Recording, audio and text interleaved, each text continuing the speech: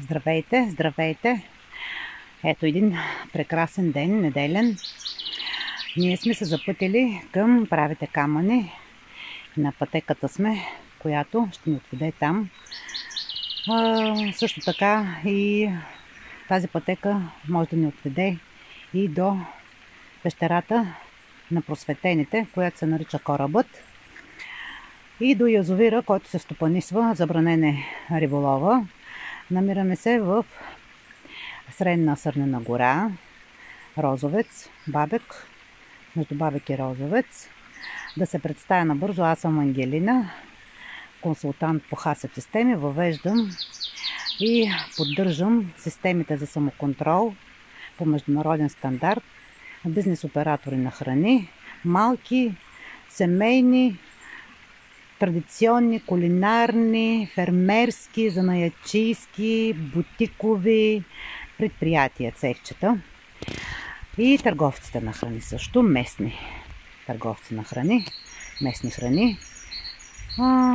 Така, искам и всеки път ще споделям всяко мое начинание. В момента развивам и съм в самото начало на личен бранд. Моята друга страст е и мисия развитие на селските райони. Домакин съм за гурме, гастро и селски туризъм. В последствие, в близко бъдеще, ще мога да посрещам гости в моята селска къща и да приготвим заедно работилница. Подготвям в момента, сме в ремонтни дейности и ще споделям всяко едно мое постижение в ремонтните дейности и ще превърнем едно кътче в кулинарна работилница и уроци, където заедно ще приготвяме традиционни по наследствени рецепти, ястия. И също така ще разказваме истории от бита за бита. Това е от мен за сега. Ще ви държа в течение.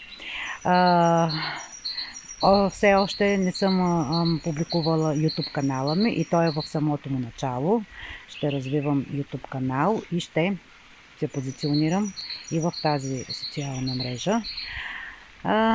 Казвам се Ангелина. Хубав ден ви пожелавам още веднъж. Прекрасно е, времето е прекрасно. Всеки път, когато съм в близост и едно с природата, се чувствам отворена и отворена за хубави и позитивни неща. Избистря се ума, ставаш по-човек с голямо Ч.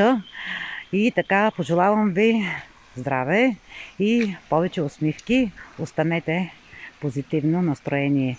Чао от мен!